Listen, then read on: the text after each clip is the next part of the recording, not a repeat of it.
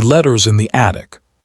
The day my son changed the locks, I was still wearing the black tie I'd knotted for my wife's funeral. Daniel Mercer stood on the porch of the house he'd built with his own hands 37 years ago, staring at a key that no longer fit the door. The autumn wind cut through his funeral suit like it had somewhere important to be. His knuckles were white around the key. The door, his door, the door he'd painted 3 times. The door Margaret had hung a wreath on every Christmas, stared back at him like a stranger. He knocked. His son Philip opened it. Philip was 41 years old, broad-shouldered, wearing a flannel shirt that somehow felt like an accusation. He didn't look surprised to see his father standing there. He looked like a man who had rehearsed this moment in the mirror.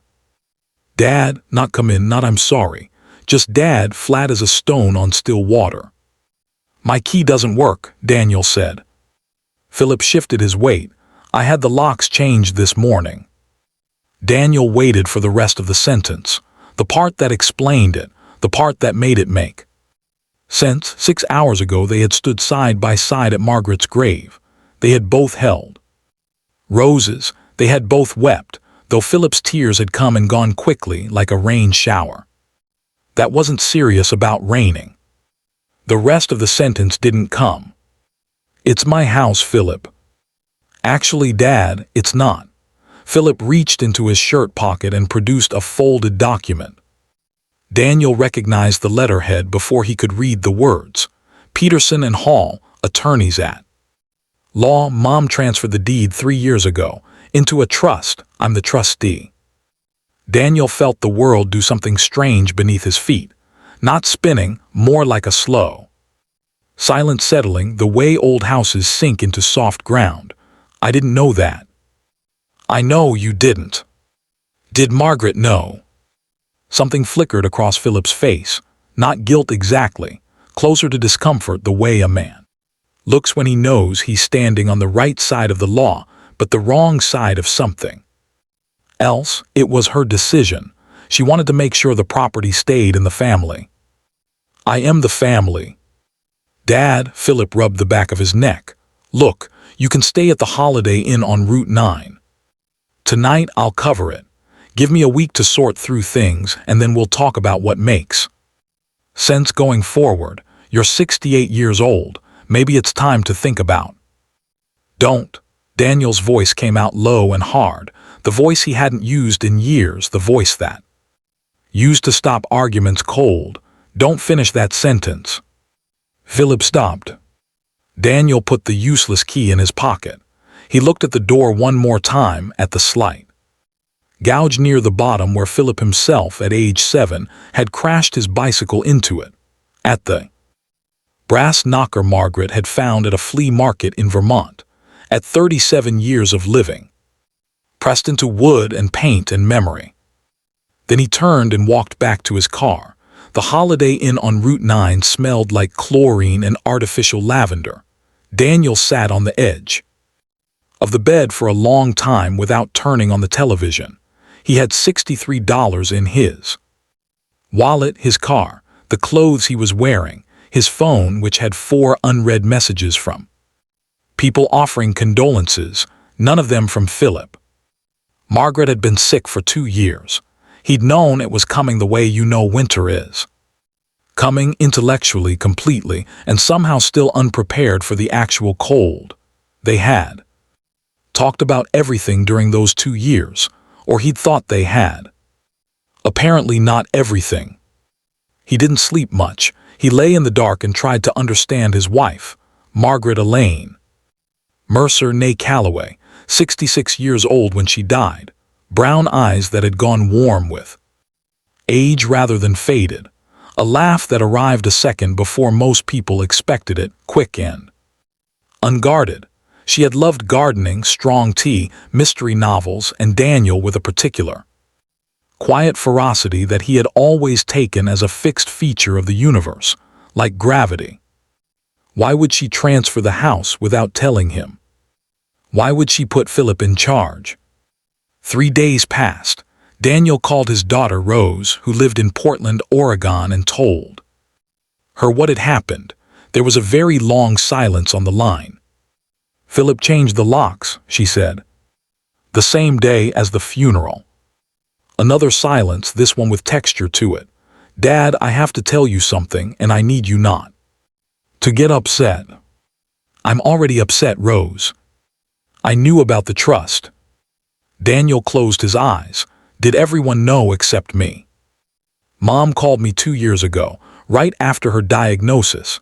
She said she was handling some estate planning and that she was putting the house in trust with Philip as trustee. I asked her if you knew, and she said she was going to talk to you about it." A pause. "I assumed she had." "She didn't." "Dad, I'm so sorry. I should have." "It's not your fault." He meant it, even though everything felt like something's fault. "Did she say why? Why Philip? Why the trust? Why any of it?" "No, she just said it was something she needed to do." That night Daniel drove back to the house. He didn't have a plan. He just found himself driving. They're the way you drive to the doctor's office you've been going to for 20 years, on muscle memory and some deep instinct that this is where things get resolved. The lights were on inside. Philip's truck was in the driveway. Daniel sat in his car in the street and looked at the house for a while. Then he noticed the attic window. He and Philip had a history with that window. When Philip was 16, he'd used it to sneak out at night. Daniel had pretended not to know. Margaret had definitely known and had also pretended not to know. The window had a broken latch that Daniel had never gotten around to fixing, because by the time he thought to fix it, Philip was grown and gone, and it didn't seem to matter. He had a feeling it still didn't latch. He waited until the downstairs lights went out. Then he went around back, climbed the old oak tree that had been a ladder for every child in the neighborhood for 40 years, and tested the attic window. It swung open. He was 68 years old, and he climbed through an attic window in the dark like a man who had made several questionable decisions and was committed to seeing them through. He didn't turn on a light. He knew this attic the way you know a room you've been in 1,000 times. The low beam near the east wall, the soft spot in the floor by the water heater, the place where Margaret kept her boxes. Margaret kept everything. She was not a hoarder exactly, but she was a preserver. She believed objects carried meaning, and that throwing things away was a kind of carelessness. She had boxes of Christmas ornaments from her childhood, and boxes of letters she'd written and never sent, and boxes of things that mattered in ways she'd explain someday when she had time. She'd run out of time. Daniel sat in the dark attic, surrounded by the architecture of his wife's interior life, and felt the grief come at him fresh, the way it does when you've been busy surviving and suddenly there's nothing to do but feel. He found her letter boxes by touch. He'd seen them before, a set of old shoe boxes she kept on a shelf near the round attic window, labeled in her handwriting. He'd never opened them. They were hers. He'd respected that. He opened one now. The letters were not what he expected. They weren't unsent love letters. They weren't drafts of things she'd meant to say. They were letters to him, dated, organized, 32 of them spanning the last 2 years of her life, each one sealed and then unsealed and sealed again, as if she'd gone back to them, as if she'd kept changing her mind about whether to give them. The first one was dated 4 days after her diagnosis. "Daniel, I have cancer. You know this now. What you don't know, what I haven't told you, is that I have been sitting in our living room for 3 hours trying to figure out how to be a person who has this information and still goes on being a person. You are in the kitchen making soup. You made soup the day I had my first miscarriage, before Rose, the one I never told anyone about. You made soup when your mother died, when Philip broke his arm, When I was sad for reasons I couldn't explain, you are a soup-making man. Daniel, and I mean that as the highest possible compliment. I am not writing this letter to give to you. I am writing it because I need somewhere to put the things I can't say out loud yet. Bear with me. All my love, Margaret. Daniel sat with that letter for a long time. Then he opened the next one. And the next. He read all 32 letters that night, sitting cross-legged on the attic floor with a penlight heat. Found in a box of camping supplies, his knees ached, his back ached, he didn't notice. The letters were a map of the last 2 years of Margaret's mind. He waited until the downstairs lights went out. Then he went around back, climbed the old oak tree that had been a ladder for every child in the neighborhood for 40 years, and tested the attic window. It swung open. He was 68 years old, and he climbed through an attic window in the dark like a man who had made several questionable decisions and was committed to seeing them through. He didn't turn on a light. He knew this attic the way you know a room you've been in 1,000 times. The low beam near the east wall, the soft spot in the floor by the water heater, the place where Margaret kept her boxes. Margaret kept everything. She was not a hoarder exactly, but she was a preserver. She believed objects carried meaning, and that throwing things away was a kind of carelessness. She had boxes of Christmas ornaments from her childhood, and boxes of letters she'd written and never sent, and boxes of things that mattered in ways she'd explain someday when she had time. She'd run out of time. Daniel sat in the dark attic, surrounded by the architecture of his wife's interior life, and felt the grief come at him fresh, the way it does when you've been busy surviving and suddenly there's nothing to do but feel. He found her letter boxes by touch. He'd seen them before, a set of old shoe boxes she kept on a shelf near the round attic window, labeled in her handwriting. He'd never opened them. They were hers, he'd respected that. He opened one now. The letters were not what he expected. They weren't unsent love letters. They weren't drafts of things she'd meant to say. They were letters to him, dated, organized, 32 of them spanning the last 2 years of her life, each one sealed and then unsealed and sealed again, as if she'd gone back to them, as if she'd kept changing her mind about whether to give them. The first one was dated 4 days after her diagnosis. Daniel, I have cancer, you know this now. What you don't know, what I haven't told you, is that I have been sitting in our living room for 3 hours, trying to figure out how to be a person who has this information and still goes on being a person. You are in the kitchen making soup.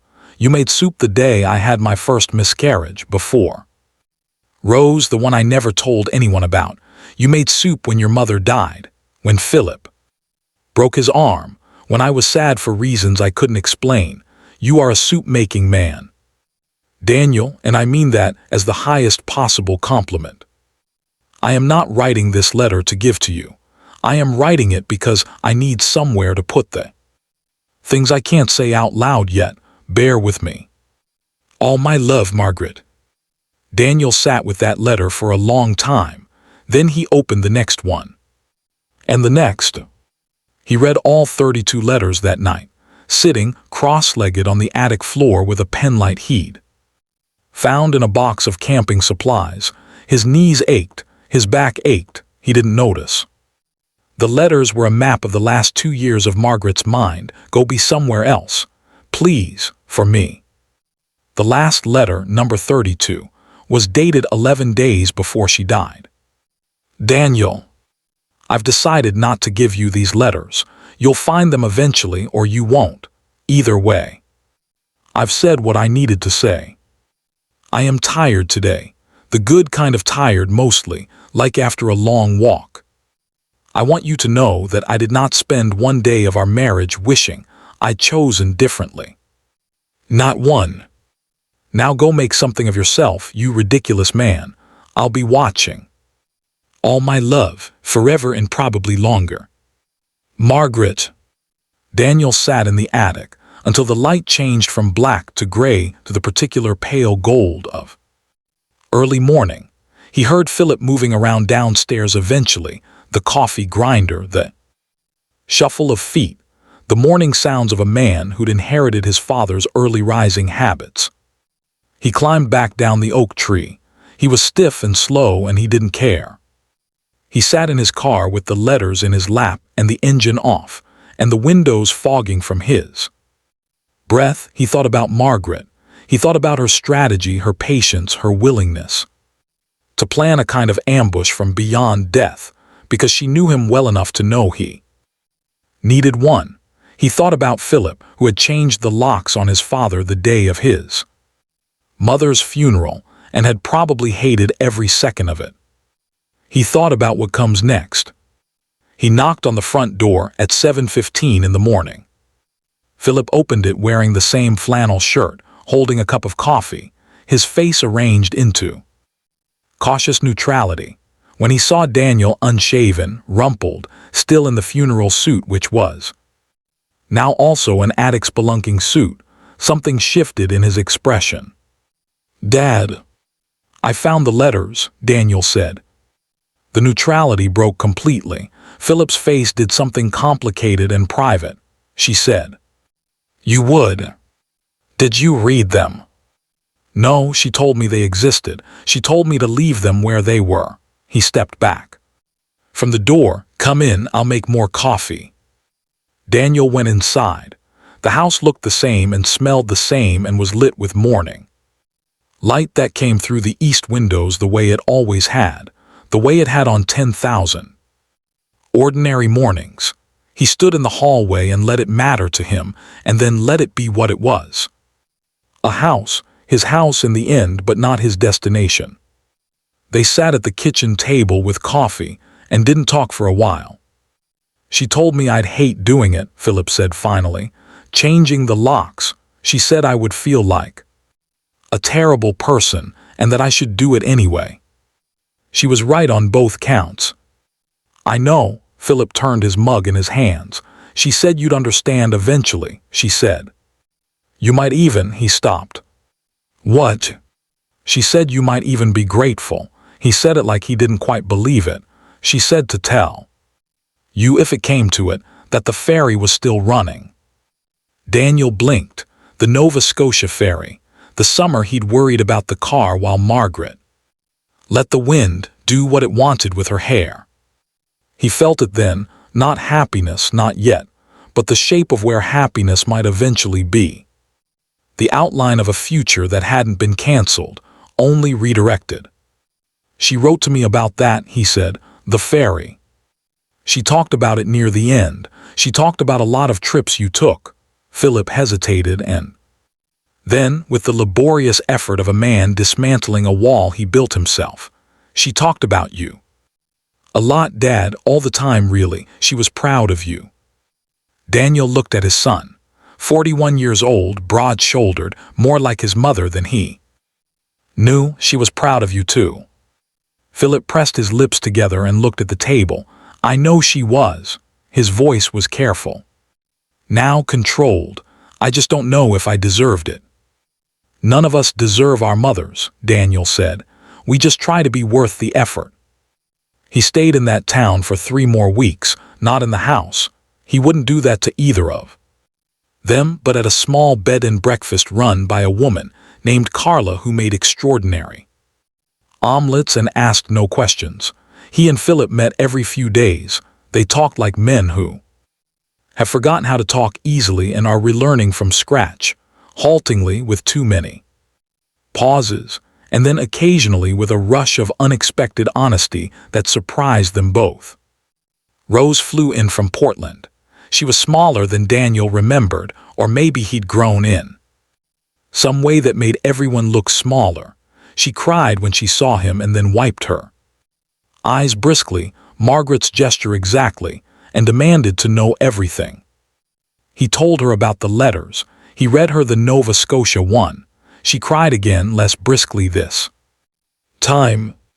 She was something, Rose said. She really was. On the last night before he left, Daniel went back to the house. He went in the front door this time. Philip had given him a key to the new locks, an act that had cost him something and meant everything. He went up to the attic alone. He sat by the round window in the last of the evening light and looked at Margaret's boxes, at the careful order of her, at 37 years of preserved meaning. He took the letters with him. He left everything else. The attic would keep it safe. Houses were good at that. He drove north.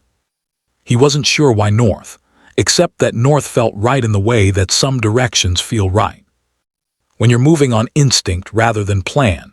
He drove through small towns and then through larger ones and then back through small ones. He stopped when something caught his attention.